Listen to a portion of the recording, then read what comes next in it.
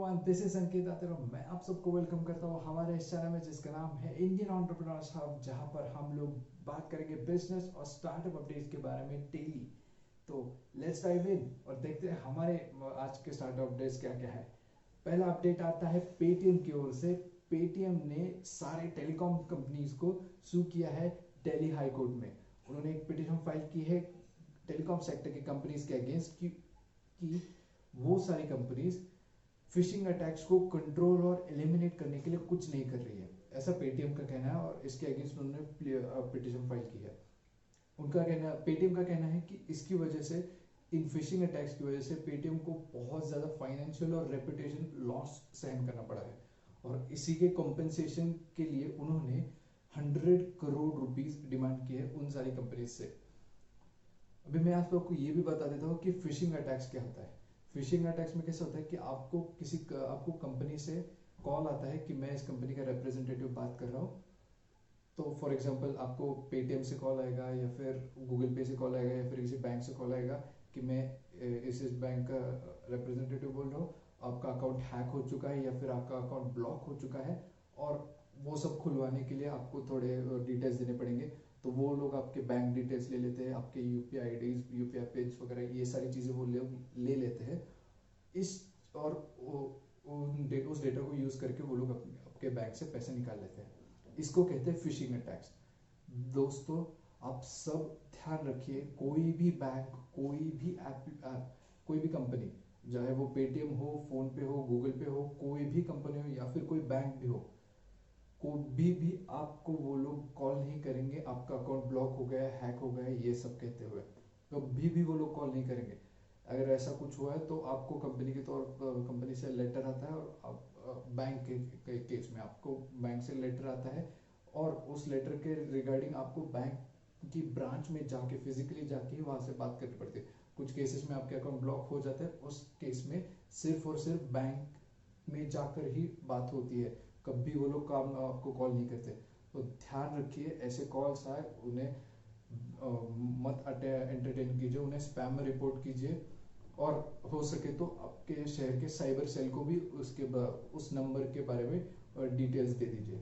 शायद से वो लोग वो नंबर को ब्लॉक कर पाए और उस नंबर से आगे किसी और की को फंसाए जाने से वो लोग बच सके। दूसरा अपडेट आता है ओप्पो और टी हब के पार्टनरशिप के बारे में।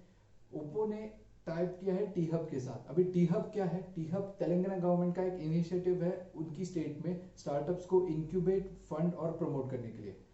तो ओप्पो ने टी हब के साथ पार्टनरशिप की है, एमओयू साइन किया है कुछ सेक्टर्स के स्टार्टअप्स को फंड करने के लिए। ओप्पो ने उन सेक्टर्स की लिस्ट भी दी है जहां जहां पर वो लोग पैसा डालने में इंटरेस्टेड है, वो लोग फंड करने में इंटरेस्टेड है।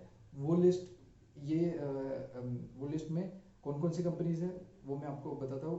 उस लिस्ट में सबसे पहले तो आर्टिफिशियल इंटेलिजेंस है, फिर 5G टेक्नोलॉजी है, फिर बैटरी टेक्नोलॉजी है, फिर प्रोसेसर्स है, कैमरा टेक्नोलॉजी भी है। तो भी ये सारे सेक्टर्स में जो जो कंपनी, जो जो स्टार्टअप्स रहेंगे उनको ओप्पो फंड करेगा और सीधी सी बात है, जो भी एंड प्रोडक्ट रहेगा वो ओप्पो अपने फोन्स में यूज कर पाएगा। ऐसा कॉन्ट्रैक्ट ओप्पो साइन करेगा उन स्टार्टअप्स के साथ। ये दोनों के लिए विन विन सिचुएशन है क्योंकि स्टार्टअप्स को बहुत जल्दी फंड मिल जाएंगे ओप्पो की ओर से, बड़े अमाउंट में फंड मिल जाएंगे और ओप्पो के कॉन्टैक्ट्स भी उन्हें मिल जाएंगे। तो इसलिए वो बहुत अच्छे से और बहुत जल्दी स्केल कर पाएंगे और ओप्पो को भी बेनिफिट है क्योंकि उन्हें नई टेक्नोलॉजी मिल जाएगी। सीधी सी बात है, किसी एक कंपनी का R&D डिपार्टमेंट रहेगा तो वो लोग थोड़ा बहुत लिमिटेशंस में काम कर पाएंगे। अभी ओप्पो क्या कर रहे हैं, सीधे के सीधे वो लोग स्टार्टअप्स में इन्वेस्ट करते हुए अपने R&D डिपार्टमेंट को भी बढ़ा रहे हैं। वो एक वर्चुअल R&D डिपार्टमेंट क्रिएट कर रहे हैं और उन्हीं में से वो लोग अपने को नई टेक्नोलॉजी डेवलप करके ले रहे हैं। ओप्पो की तरफ से ये जो मूव आया उसको एक और तरीके से भी देखा जा सकता है कि जैसे अभी आप सब लोग जानते होंगे, पूरे इंडिया में, पूरे देश भर में चाइना कंपनीज और चाइनीज प्रोडक्ट्स के बारे में बहुत नेगेटिव ओपिनियन तैयार हो रहा है, उनको बॉयकॉट करने की मूवमेंट कल्टीवेट हो रही है पूरे देश भर में। ओप्पो भी चाइनीज कंपनी है तो उनकी इमेज सुधारने की, उनकी खुद की इमेज सुधारने की भी एक कोशिश है कि देखो भाई, हम लोग आपके लिए अच्छा ही कर रहे हैं, हम लोग आपकी टेक्नोलॉजी यूज भी करेंगे और आपके देश में मैन्युफैक्चरिंग भी करेंगे, ब्ला ब्ला ब्ला। इसी तरह से वो लोग अपनी इमेज को भी सुधार रहे हैं। साथ ही तीसरा अपडेट यूनाइटेड नेशंस की ओर से आता है। यूनाइटेड नेशंस के चीफ एंटोनियो गुटेरेस ने एक स्टेटमेंट जारी किया जिसमें उनका कहना है कि कोरोना वायरस की वजह से पूरे ग्लोबल इकोनॉमी को, पूरे ग्लोबल आउटपुट को 8.5 ट्रिलियन डॉलर्स का लॉस होगा। 8.5 ट्रिलियन डॉलर बहुत बड़ी अमाउंट है, बहुत बड़ा लॉस होगा। और वो जायज़ भी है क्योंकि अभी आप लोग जानते होंगे लगभग पूरे देश की जो सारे मेजॉरिटी बड़ी बड़ी कंट्रीज हैं, बड़ी बड़ी कंपनीज हैं, चाहे वो किसी भी देश में हो, लॉकडाउन में थी, प्रोडक्शन बंद था, सारी सर्विसेज बंद थी, सब कुछ ठप था। तो इसी की वजह से कुछ प्रोड्यूस नहीं कर पाए, कुछ बेच नहीं पाए, कोई रेवेन्यू नहीं जनरेट कर पाए। तो ये लॉस तो खैर होना ही था, पर अभी हमें इस लॉस को रिकवर कैसे कर पाना है इस बारे में ध्यान देना है। जैसे कि आप सब लोग जानते हो कि इंडिया अभी अनलॉक 1 फेज में जा रहा है, तो धीरे धीरे इंडिया के सारे दुकान, सारे जगह खुलना चालू हो जाएंगे। मैंने यूएन के ही वेबसाइट पर एक और इंटरेस्टिंग चीज़ भी देखी कि बहुत सारी कंपनी जैसे कि स्विट्जरलैंड, जापान, ऐसी जो कंट्रीज जो टूरिज्म को बहुत अच्छे से प्रमोट करती है और टूरिज्म पे जिंदा है, टूरिज्म उनकी इकोनॉमी का मेन बैकबोन है। अभी जापान का तो नहीं है, पर काफ़ी सारी कंट्रीज का टूरिज्म बैकबोन है। वो कंट्रीज इंटरनल यानी कि उनके ही सिटीजन्स को वो लोग कूपन्स दे रहे हैं ताकि वो लोग लोकल डेस्टिनेशंस पे जाए, वहाँ पर खर्च करें। मतलब फॉर एग्जांपल अभी मैं बात करता हूँ, अभी मैंने जापान के रिलेटेड ये न्यूज़ पढ़ी कि वो उनके सिटीजन्स को लगभग $35 तक के कूपन्स दे रहे हैं। उन कूपन्स को कोई भी जापान का रेसिडेंट यूज कर पाएगा अपने किसी भी लोकल टूरिस्ट डेस्टिनेशन पे जाके वहाँ पर शॉपिंग करने के लिए, वहाँ से लोकल बिजनेसेस को वहाँ से शॉपिंग करने के लिए, या फिर आप वहाँ से खाना भी खा सकते हो, कोई टूरिस्ट प्लेस पे आप जाके विजिट कर सकते हो।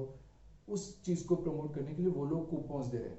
स्विट्जरलैंड भी यही कर रहा है कि वो लोग भी अपने सिटीजन्स को कूपन्स दे रहे, अपने मतलब फ्री फंड दे रहे, पैसे दे रहे कि जाओ आप वहाँ पे, वहाँ के बिजनेसेस को वापस से जिंदा करो, उनको कस्टमर्स दो, वहाँ के बिजनेसेस को रेवेन्यू जनरेट करो।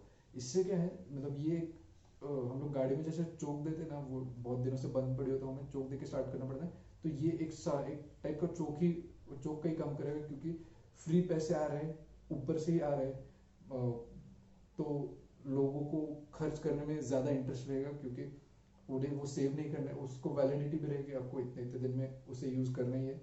तो इस तरह से इकोनॉमी जल्दी स्टार्ट हो पाएगी, जल्दी रिकवर हो पाएगी, जल्दी रिस्टोर हो पाएगी। अच्छा इनिशिएटिव है। बाकी सब कंट्रीज को भी ये देखना चाहिए कि वो लोग इस तरह उसको किस तरह से इम्प्लीमेंट कर पाते हैं। देखते हैं अभी कैसे कैसे टूरिज्म सेक्टर ऊपर बढ़ पाता है और क्या क्या नई चीज़ें देखने को